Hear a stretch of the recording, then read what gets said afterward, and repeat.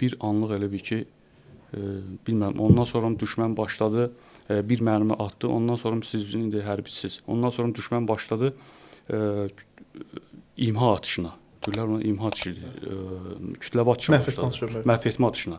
Ondan sonra bir dənə gəlib mərmi düşmüşdü o zaman. Ondan sonra 4 dənə mərmi birdən gəldi. Sağa düşürdü, sola düşürdü. Mən o sürüklənmədən ayıldım. Ayıldım, mən onu görmədim orada. Yəni elə xəstəxanaya aparılanda da, ayılanda onu görmədim. Belə fikirləşdim ki, yəni o gəlib yaralanıb, ilk növbədə onu çıxardıblar. Belə fikirləşdim. Onun şəhid olmağını bilmirdim. Amma İlqar Mirzəyevin rəhməti, Allah rəhmət eləsin.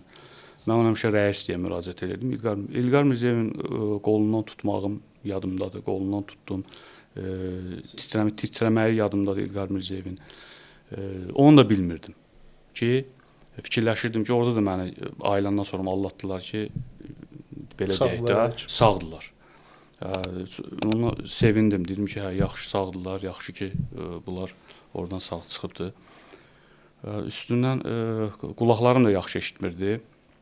Üstündən bir 3-4 gün keçəndən sonra rəhbərlikdən gələn nümayəndələr mənə dedi ki, belədir, Allah sənin döyüş yoldaşları rəhmət eləsin və onlar şəhid olublar. Ondan sonra bildim.